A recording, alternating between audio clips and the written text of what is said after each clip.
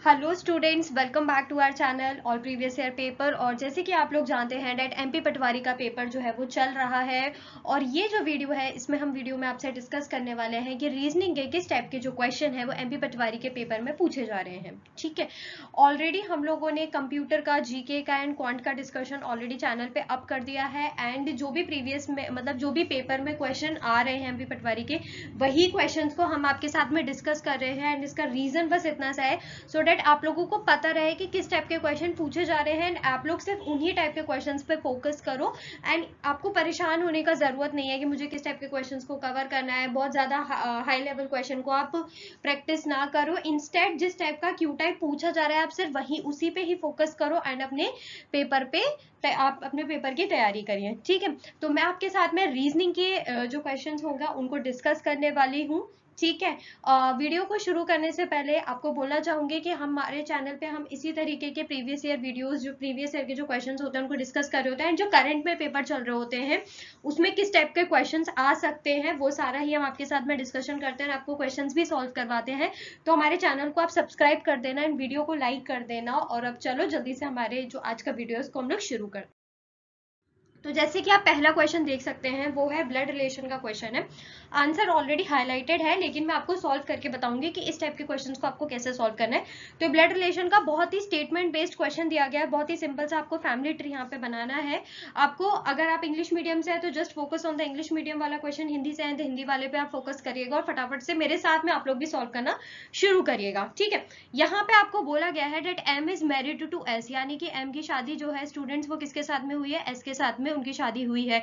यहाँ पे ये नहीं बोला गया है कि पति कौन होंगे या पत्नी कौन होंगे, हस्बैंड वाइफ कौन होंगे। यहाँ पे सिर्फ बताया गया कि ये दोनों क्या है, कपल है। नेक्स्ट बोला है P is a brother of H, जो पी है वो किसके भाई है, वो एच के भाई है। ठीक है, इधर से भी आप इसको भी अलग से आप बना सकते हैं।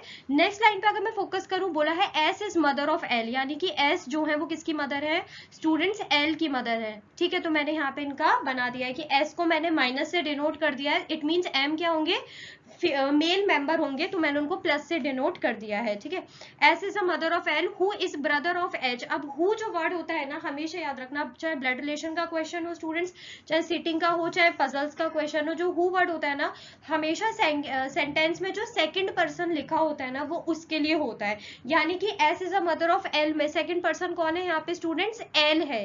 यानी कि यहाँ पे L who is a brother of H, यानी कि एल किसके भाई हैं स्टूडेंट्स, यहाँ पे एच के भाई हैं। तो यहाँ पे मैंने बना दिया इनका भी रिलेशन। ठीक है, अब नेक्स्ट लिखा हुआ है, अब जो हमने सेकंड लाइन को स्किप किया था जिसका रिलेशन हमने नहीं बनाया था हम उसको बना लेंगे। और वो लिखा हुआ है P is a brother of H, यानी कि पी किसके भाई है, P is brother of H. ठीक है, तो यहाँ पे हमें 5 पीपल का फैमिली ट्री जो है हम वो बना चुके हैं। अब हमसे क्वेश्चन में क्या पूछा गया है, how is H related to M, यानी कि एच का जो संबंध है वो एम से क्या होगा, ये पूछा गया है आपसे। ठीक है, अब आप मुझे बताओ, आपको 5 लोगों में से ना जो 4 लोग हैं उनका जेंडर पता चल चुका है, लेकिन एच का जो जेंडर है वो अभी आपको नहीं मालूम है। तो आप कंफर्म कैसे कह सकते हैं कि जो एच होंगे वो पुत्र होंगे या पुत्री होंगे, या फिर अगर मैं इंग्लिश वाले स्टूडेंट्स के बोलूँ कि डॉटर होंगे या फिर सन होंगे एम के, हम ये कंफर्मेशन के साथ में नहीं कह सकते। तो जब भी ब्लड रिलेशन के क्वेश्चंस में आपको अज्यूम नहीं करना है कि एच का जो जेंडर होगा वो फीमेल होगा या मेल होगा।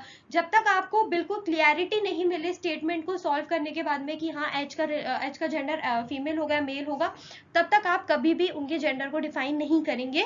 तो यहाँ पे जो आपका करेक्ट उत्तर हो जाएगा स्टूडेंट्स, वो क्या हो जाएगा, वो आपका कैन नॉट बी डिटरमाइन हो जाएगा। ठीक है, तो आई होप आपको ये वाला जो क्वेश्चन होगा वो बहुत अच्छे तरीके से समझ में आया होगा। चलो जल्दी से नेक्स्ट क्वेश्चन है हमारा डिस्टेंस एंड डायरेक्शन चैप्टर का है।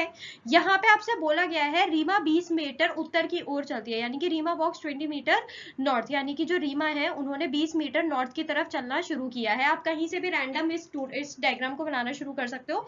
देन शी टर्न्स लेफ्ट, यानी कि अब वो किधर मुड़ गई है, बाई ओर की ओर मुड़ गई है और 11 मीटर चलती है। तो यहाँ पे मैं उल्टे हाथ की तरफ मुड़ गई हूँ। ठीक है, आपको डिस्टेंस एंड डायरेक्शन क्वेश्चन को सॉल्व करते समय पे हमेशा खुद को अज्यूम करना है कि अगर आप चल रहे होगे तो आप कैसे चलना शुरू करोगे, और बस वैसे ही आपको ना आपके जो क्वेश्चन का डायग्राम होता है ना वैसे बनाते चलो, बहुत इजीली बन जाएगा। अगेन शी टर्न्स लेफ्ट, मतलब वो फिर से क्या हो गई स्टूडेंट्स, बाएं मुड़ गई और अब वो 32 मीटर चली है। तो देखो इसको कैसे सिंपल देखो, 20 मीटर एकदम सामने के सामने आ जाएगी अगर वो लेफ्ट मुड़ रही है, और वो बाकी का बचा हुआ 12 मीटर यहाँ पे आएंगी, ठीक है, मतलब कि और लेफ्ट में मुड़ रही हैं वो, ठीक है। तो ये मेरा 12 मैंने यहाँ पे बनाया हुआ है और ये 20 आपका इधर हो गया है। अब वो पूछा गया है लास्ट में आपसे, finally she turns left and walks 11 metre. अब वो फिर से क्या हो गई, 11 मीटर बाएं में मुड़ गई। अब अगर बाएं में मुड़ेंगी तो फिर से कहाँ आ जाएंगी स्टूडेंट्स, बिल्कुल एग्जैक्ट यहाँ पर वो आ जाएंगी, यानी कि जहां से उन्होंने चलना शुरू किया था उससे 11 मीटर दूरी पे वो आ जाएंगी। पूछ रहा है in which direction is she from her original point. तो देखो स्टूडेंट्स, मैंने अगर मान के चलो रीमा मैं हूं और मैंने अगर यहाँ से उस ऊपर की तरफ बेटा चलना शुरू करा है और अगर अब मैं यहाँ पे रुकी हूँ तो स्टूडेंट्स मैं कहाँ की ओर देख रही हूँ, मतलब मैं कहाँ पर हूँ, मैं हूँ अब अपनी ओरिजिनल पोजिशन के साउथ में मैं देख रही हूँ, क्योंकि मैंने नॉर्थ में चलना शुरू किया था लेकिन अब मैं फाइनली कहाँ पे आ गई, ओरिजिनल पोजिशन के कंपेरिजन में मैं साउथ में आ गई हूँ। इट मीन्स मेरा जो करेक्ट आंसर होगा स्टूडेंट्स वो क्या हो जाएगा, वो मेरा यहाँ पे साउथ होगा, ठीक है। चलो नेक्स्ट क्वेश्चन हमसे बोला गया है, एक ये बहुत ही सिंपल सा नंबर सीरीज का एक आपसे क्वेश्चन पूछा गया है, बोला गया है क्वेश्चन मतलब कि आपको नंबर बताना है जो रिप्लेस कर सकता है क्वेश्चन मार्कों को, ठीक है। यहाँ पे 18 जो है वो आपका करेक्ट आंसर है। मैं बोलते जा रही हूँ, आप लोगों को साथ के साथ में सॉल्व करना है, ये नहीं है कि आपको अपने एंड से भी ट्राई करना है, मैं भी यहाँ पे बता रही हूँ और आप भी मेरे साथ में सॉल्व करो क्वेश्चन को, ठीक है। क्या बोला है, 4, 6, 10, ठीक है। अब यहाँ पे ना बहुत सारे तरीके होते हैं नंबर सीरीज को सॉल्व करने के, लेकिन मेरा जो हमेशा एक पर्सनल मैं जो सबसे पहले यूज करती हूँ ना, मैं यूज करती हूँ प्लस वाला ट्रिक या फिर माइनस वाला या फिर मल्टीप्लीकेशन। अब हमेशा याद रखना, जब भी नंबर्स का जो वेटेज है वो एकदम से बहुत ज्यादा हाई होता जा रहा है, यानी कि पहले अगर 4, 6, 10, अब 32 हो गया, 64 हो गया, यानी 64 हो गया, 72 हो गया, 132 हो गया, इट मीन्स हमेशा उसमें क्या हो रहा है, कुछ मल्टीप्लीकेशन वाला फैक्टर लग रहा होगा। लेकिन अगर कभी भी छोटे छोटे नंबर्स बढ़ रहे हैं, यानी कि वहां पे क्या हो रहा होगा स्टूडेंट्स, वहां पे शायद प्लस वाला जो ट्रिक होगा ना वो यूज आ रहा होगा। अब यहाँ देखते हैं यहाँ पे क्या हो रहा है, देखो 4 और 6 के बीच में कितना डिफरेंस होता है, 2 का डिफरेंस होता है। 6 और 10 में कितना डिफरेंस होता है, 4 का डिफरेंस होता है। यहाँ पे क्या डिफरेंस है मुझे नहीं मालूम, इधर क्या डिफरेंस है मुझे नहीं मालूम, बट 66 और 34 के बीच में कितना डिफरेंस है मैं ये पता कर सकती हूँ, ठीक है। तो 6 में से 4 गया 2, 6 में से 3 गया तो बचा 32, ठीक है। अब मैं एक अप्रोच मैं यूज कर सकती हूँ यहाँ पे कि देखो 2 और 4 के बीच में क्या 2 और 4 के बीच में क्या रिलेशन होता है, या तो 2 में 2 को जोड़ दो तो 4 आ जाता है, और अगर 2 मल्टीप्लाई 2 भी मैं अगर कर दूं तो भी क्या आ जाता है स्टूडेंट्स, 4 आ जाता है, ठीक है। अब अगर मैं यहाँ पे कर दूं 4 मल्टीप्लाई 2 कर देती हूँ, ठीक है, तो मेरा यहाँ पे क्या आएगा स्टूडेंट्स, 8 आएगा। अगर मैं 10 में 8 को जोड़ दूं, अभी भूल जाओ यहाँ पे हाईलाइटेड आंसर लिखा हुआ है, अभी सिर्फ अपन सॉल्व कर रहे हैं।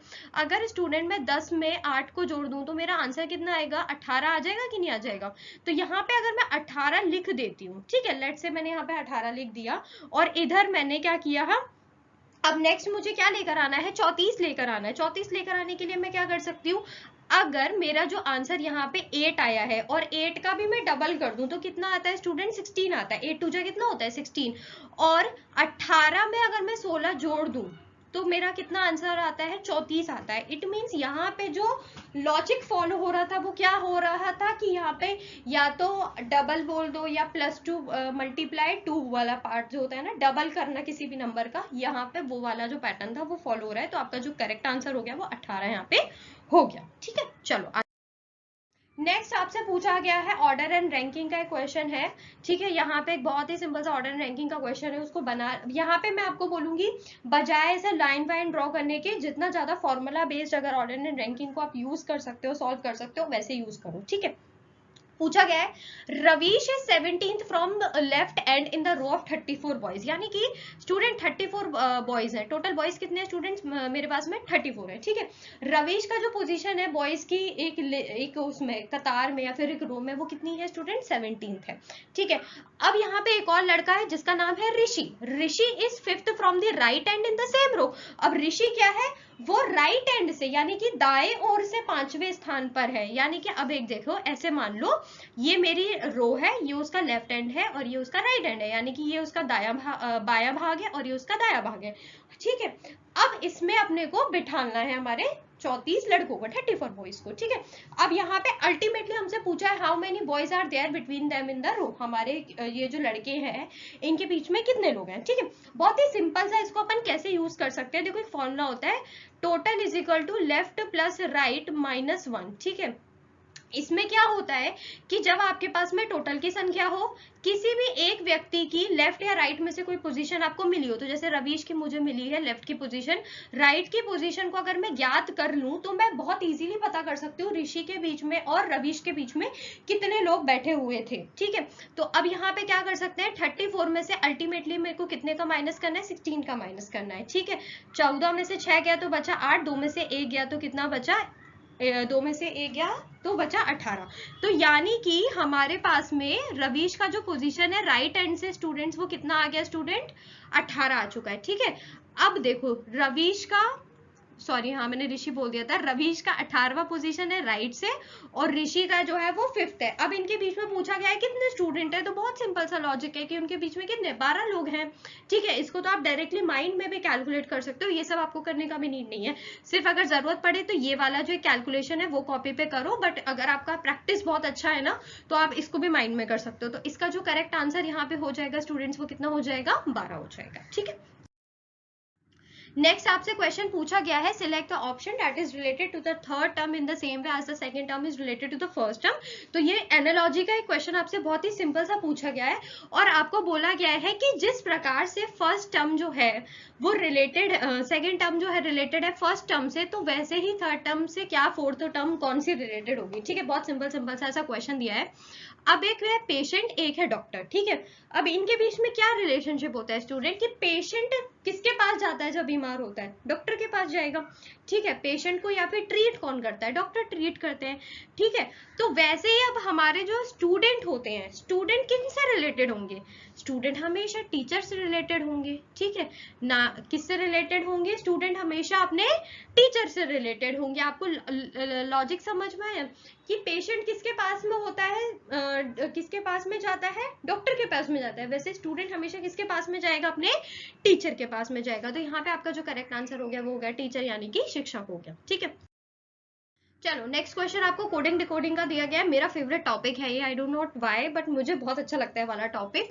यहाँ पे आपको बहुत ही सिंपल सा एक बोला गया है कि ग्लेयर को लिखा गया है इस नंबरों से, तो डस्ट को भी लिखा गया है इस नंबर से, तो बताओ हाइपर को किस नंबर से दर्शाया जाएगा। ठीक है, बहुत ही सिंपल सा क्वेश्चन है। देखो जब भी कोडिंग डिकोडिंग का क्वेश्चन आए तो 2 से 3 अप्रोच है जो यूज कर सकते हो। पहला तो वो हो गया कि आप वो अपोजिट नंबर एक वाला जो होता है एक वो देख लो, लेटर का जो अपोजिट लेटर होता है उसका नंबर देख लो, एक तो वो वाला हो गया, या एक जो क्रिस क्रॉस पैटर्न होता है, क्रिस क्रॉस पैटर्न में भी कोडिंग के क्वेश्चन सॉल्व करे जाते हैं। ठीक है, अब यहाँ पे देखते हैं यहाँ पे क्या लग सकता है। देखो जी है, जी का नंबर यहाँ पे 20 दिया हो, 20 हो गया होगा, 15, 26, 9, 22 ऐसा करके दिया हुआ है। ठीक है, अब मुझे बताओ जी का जो लेटर पोजिशनल वैल्यू होती है वो क्या होती है, तो वो होती है स्टूडेंट 7 होती है। ठीक है, क्या आपको इस पूरे कोड में कहीं पर भी 7 दिख रहा है, नहीं दिख रहा है, यानी कि यहाँ पे वो वाला लॉजिक तो नहीं दिखेगा, यहाँ पे वो वाला लॉजिक तो काम में नहीं आ रहा कि जो नंबर का जो लेटर का पोजिशनल वैल्यू होता है वो यहाँ पे यूज किया गया, वो नहीं कर रहा है।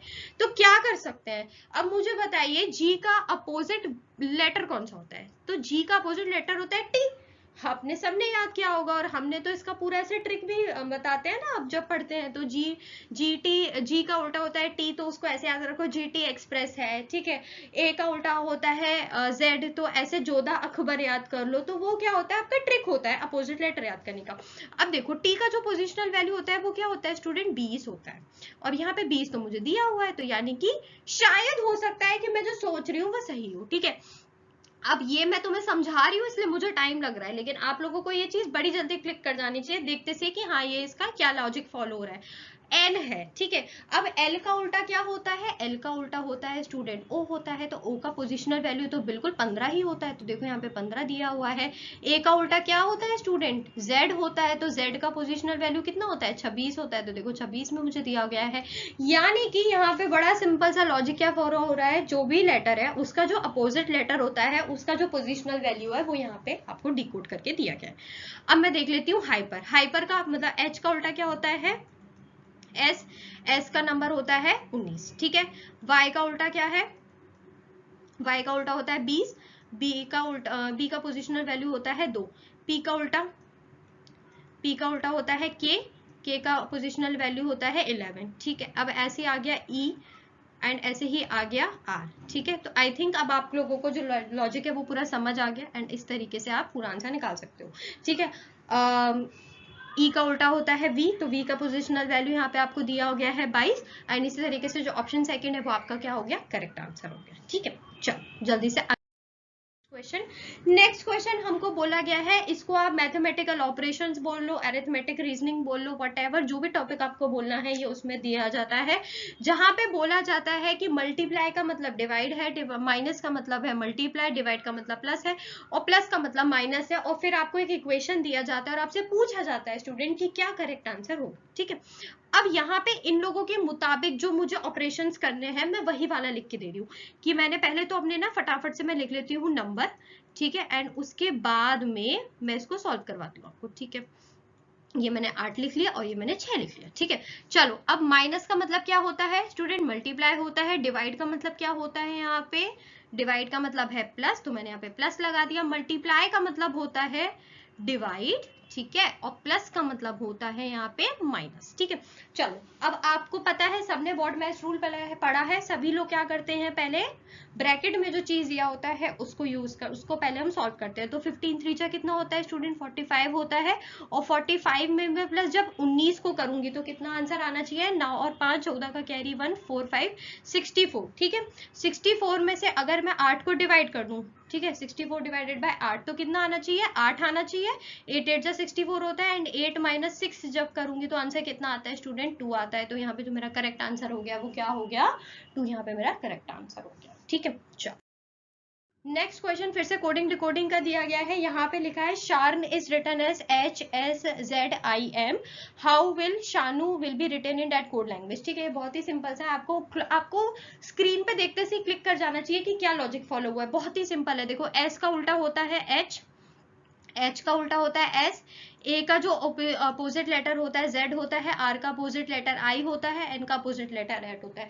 M होता है। यानी कि यहाँ पे कौन सा वाला लॉजिक फॉलो गया है, किसी भी लेटर का जो अपोजिट लेटर होता है वही यहाँ पे डिकोड करके दिया गया है, ठीक है। तो देख लो, S का उल्टा H करेक्ट दिया है मैम, H का उल्टा S बिल्कुल करेक्ट है, A का अपोजिट Z है, N का अपोजिट M है, और U का अपोजिट F है। तो यहाँ पे जो ऑप्शन 3 है वो मेरा बिल्कुल करेक्ट आंसर हो चुका है, ठीक है।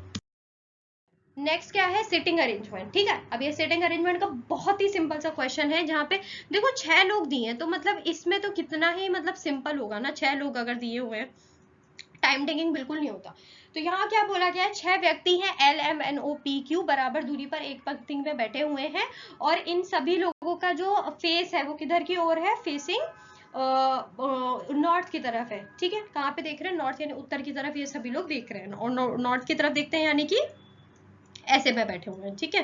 देखो मैं बोलूंगी ना, आप कभी भी रिस्क मत लिया करो, ठीक है ना। मेरे को पता है बहुत लोग, आप लोगों का पेपर टफ होता है, कम टाइम होता है, क्वेश्चन जल्दी जल्दी डिस्कस सॉल्व करने होते हैं, ठीक है। और बहुत लोग आपको ये वाली चीज बोलेंगे भी कि माइंड कैलकुलेशन करो, मैंने भी आप लोगों को जस्ट अभी पहले पे बोला था माइंड कैलकुलेशन करो और जल्दी सॉल्व करो।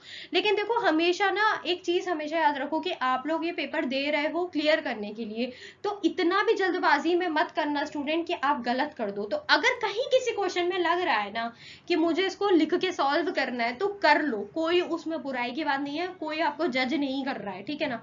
आपको अगर लग रहा है ना कि मेरे को ये वाला कॉपी पेपर पे लेके लिख के सॉल्व करना है, आप बिल्कुल करो, क्योंकि आपको किसी ने नहीं बोला है कि आपको सारे ही क्वेश्चन माइंड में सॉल्व करने, नहीं। आपको लग रहा है मेरे को ये वाले क्वेश्चन में डाउट है, पेपर कॉपी पे सॉल्व करो, कोई दिक्कत वाली बात नहीं है, ठीक है। चलो क्वेश्चन के ऊपर वापस आते हैं। बोला हुआ है मेरे से कि सारे ही लोग नॉर्थ की तरफ देख रहे हैं, P is sitting fourth to the right of M, ठीक है। यानी कि जो P है वो कहाँ पे बैठा है, M के दाएं ओर बैठा हुआ है, चौथे स्थान पर बैठे हुए हैं, ठीक है। अब यहाँ पे क्या बन सकते हैं, दो पॉसिबिलिटी कंडीशन बन सकते हैं, क्योंकि ये 6 लोग हैं। अब P is sitting fourth to the right of M, अगर मैं M को स्टूडेंट यहाँ बैठा दूं 1 2 3 4, तो P मेरा यहाँ पे बैठ जाएगा। एक कंडीशन में अगर मैं M को यहाँ बिठा लूं 1 2 3 4, तो मेरा P जो बंदा होगा वो लास्ट में बैठेगा। दो कंडीशन बनेगी, उससे ज्यादा नहीं बनेगी, ठीक है। नेक्स्ट बोला P is not sitting at any of the extreme and, यानी कि P किसी भी छोर पे नहीं बैठा है, किसी भी लास्ट के छोर पर नहीं बैठा, तो मेरा जो दूसरा वाला केस है वो एलिमिनेट हो गया, वो खत्म हो गया, मतलब ऊपर वाला ही है जो चलेगा। नेक्स्ट बोला N is not an immediate neighbour of L, यानी कि जो स्टूडेंट N है वो किसके आसपास नहीं बैठेगा, L के आसपास नहीं बैठेगा, ठीक है। N is not an immediate neighbour of L, ठीक है, मैंने समझ लिया वाली चीज। Q is not an immediate neighbour of M, यहाँ पे मेरे को क्या बोला गया है कि Q जो है M is not P is not sitting at any of the extreme, M is not an immediate neighbor of L, ठीक है। तो M के बाजू में L नहीं बैठेगी, तो L कहाँ बैठ सकते हैं, L यहाँ बैठ सकता है, L यहाँ बैठ सकता है, L यहाँ पे भी बैठ सकता है, ठीक है। नेक्स्ट बोला गया है Q is not an immediate neighbor of M, Q इधर M के बाजू में नहीं बैठेगी, ठीक है।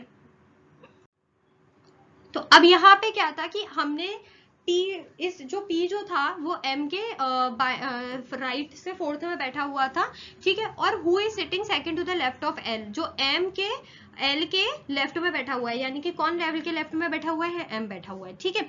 अब यहाँ पे हो गया N जो है वो इमीडिएट नेबर नहीं है L का, तो L यहाँ N यहाँ पे तो नहीं आएगा, तो N कहाँ आ जाएगा, यहाँ पे आ जाएगा। और Q is not an immediate neighbour of M, जो Q है वो इमीडिएट नेबर नहीं है M का, तो यानी कि Q कहाँ आ गया, यहाँ पे आ गया। इट मीन्स अब हमारे पास में कौन रह गया बिठाने के लिए, L हो गया, M हो गया, N हो गया, Q हो गया, P हो गया, O रह गया, तो O को मैंने यहाँ बिठा दिया, ठीक है। अब क्वेश्चन में देखो क्या पूछा गया है, क्वेश्चन में पूछा गया है who among the following are not immediate neighbour, यानी कि ऐसे कौन सा बंदा है, कौन सा ऐसा पेयर है जो इमीडिएट नेबर्स नहीं है यहाँ पे, ठीक है। M O पहला ऑप्शन तो गलत हो गया, क्योंकि देखो बैठे हुए हैं बगल में ही, P Q भी गलत हो गया, साथ में बैठे हैं, P N भी साथ में बैठे हैं, O और Q दोनों एक दूसरे से अलग बैठे हैं, यानी कि ये जो हो गया मेरा करेक्ट आंसर बिल्कुल यहाँ पे हो चुका है, ठीक है। चल आई होप ये वाला क्वेश्चन आपको अच्छे तरीके से समझ में आया होगा। नेक्स्ट क्वेश्चन में आपसे पूछा गया है, फिर से एक सीरीज का क्वेश्चन आपको दिया गया है, जहां पे आपको अब लेटर सीरीज दिया गया है, यहाँ पे भी आपको एक पैटर्न फॉलो कर रहा होगा, उस पैटर्न के अलावा आपको बताना होगा कि क्या पैटर्न यहाँ पे फॉलो हो रहा है, ठीक है। चलो देखो क्या पैटर्न यहाँ पे फॉलो हो सकता है, देखो K दिया है, L दिया है, M दिया है, यहाँ पे दिया है N N N N N N, ये क्या है मैम, ये तो बड़ा स्ट्रेंज सा है। देखो कुछ स्ट्रेंज नहीं होगा, यहाँ पे सबसे पहले इनका पोजिशनल वैल्यू देखो, K11 देखो, KLM यानी कि बिल्कुल साथ साथ चलता है, 11 12 13। देखो अब 13 और N के बीच में कितने का डिफरेंस है, 1 का डिफरेंस है। L और N के बीच में कितने का डिफरेंस है, 2 का डिफरेंस है। और K और N के बीच में कितने का डिफरेंस है, 3 का डिफरेंस है, यानी कि 3 2 1, यानी कि ये प्लस हुए हैं, ठीक है, +3 +2 +1, ठीक है। क्या ये लॉजिक आगे भी फॉलो कर रहा है, देख लेते हैं। देखो यहाँ पे दे दिया N N N, ठीक है, तो ये हो गया Q T O, ठीक है, ये है 14, ये भी है 14 और ये भी है 14, ठीक है। यहाँ पे अगर +1 होगा तो फिर O आना चाहिए, तो बिल्कुल मैम आ रहा है। यहाँ पे है 14, ये है 16 और इसका पोजिशनल वैल्यू है 17, तो देखो ये भी +3 हो गया और ये भी +2 हो गया है, तो यानी कि +3 +2 +1 का जो पैटर्न है वो यहाँ पे फॉलो कर रहा है। अब चलो जल्दी से देख लेते हैं ये। अब T है, T का पोजिशनल वैल्यू होता है 20, उसमें 3 करो प्लस तो क्या आएगा W।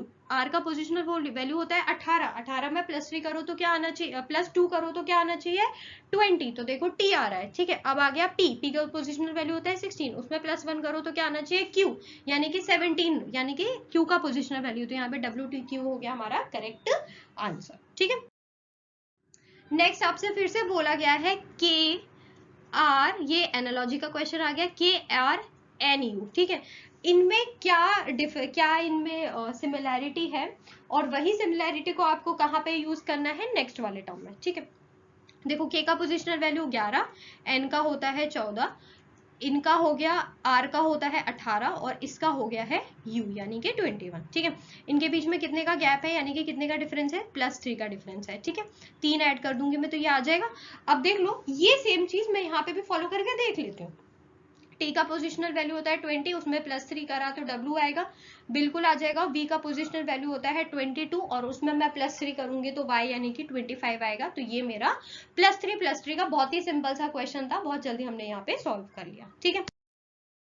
नेक्स्ट क्वेश्चन, ये मेरा सबसे फेवरेट टॉपिक है, जिसका नाम है सिलॉजिज्म। ठीक है, बहुत से स्टूडेंट होते हैं जो इस टॉपिक से डरते हैं, I do not know why. वो बहुत ही, एक बार अगर आपने सिलॉजिज्म पढ़ लिया ना, कोई सा भी पेपर दे रहे हो, चाहे आप स्टेट दो, एसएससी का पेपर दो, बैंकिंग का पेपर दो, कोई सा भी पेपर दो, सिलॉक्स का मार्क्स कहीं पर भी नहीं कटेगा। सिलॉक्स एकदम बिल्कुल कर लोगे इजीली। ठीक है, चलो देखो यहाँ पे स्टेटमेंट दिया है, कंक्लूजन दिया है, तीन स्टेटमेंट है, 3 कंक्लूजन है, देखते हैं क्या आएगा। देखो यहाँ पे दिया है a few student are scholar. ठीक है, मैं सिंपल सा डायग्राम बना रही हूँ। अ फ्यू स्टूडेंट, फ्यू है तो मतलब सम हो गया, यानी कि कुछ स्टूडेंट जो है वो है स्कॉलर है। ठीक है, तो मैंने कुछ ही भाग है इनका जो आपस में बनाया है। ठीक है, some scholar are girls, some scholar are girls. ठीक है, हमने बना दिया, कुछ स्कॉलर हैं जो लड़कियां हैं। ठीक है, ऑल गर्ल्स आर लिटरेट, क्या बोला गया है, ऑल गर्ल्स आर लिटरेट, सारी लड़की कैसी हैं, पढ़ी लिखी हैं, यानी कि साक्षर है। ठीक है, साक्षर है। चलो अब देखते हैं क्या कंक्लूजन में दिया है। सम स्टूडेंट्स आर गर्ल्स, क्या स्टूडेंट्स गर्ल्स हैं, मुझे ये बताओ क्या स्टूडेंट और गर्ल्स के बीच में कोई डायरेक्ट कनेक्शन दिख रहा है। स्टूडेंट यहाँ पे बैठी है, गर्ल्स यहाँ पे है, क्या इन दोनों के बीच में आपस में कोई कनेक्शन आपको दिख रहा है, क्या इनके बीच में कोई डायरेक्ट कनेक्शन है, बिल्कुल नहीं है। तो यहाँ पे जो पहला वाला कंक्लूजन होगा वो क्या होगा, सी एंड डी।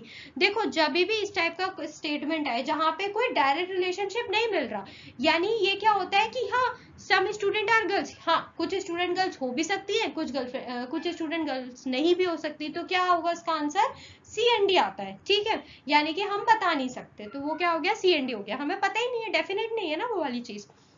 नेक्स्ट बोला सम स्कॉलर आर लिटरेट। ठीक है, अब देखो ये है मेरा स्कॉलर, ये है मेरा लिटरेट। देखो स्कॉलर का कुछ पार्ट है जो गर्ल्स है, और गर्ल्स से सारे की सारे किसका पार्ट है, स्टूडेंट, लिटरेट का पार्ट है। यानी कि स्कॉलर का वो हिस्सा जो गर्ल्स है वो लिटरेट भी तो होगा ना, यानी कि ये वाला हिस्सा। देखो डायग्राम में ये वाला हिस्सा स्कॉलर का जो गर्ल्स हैं और सारी गर्ल्स लिटरेट हैं, तो क्या होंगे, स्कॉलर लिटरेट भी होंगे। तो यहाँ पे जो मेरा सेकंड कंक्लूजन है वो बिल्कुल करेक्ट हो गया। नेक्स्ट मुझसे बोला some literates being student is a possibility.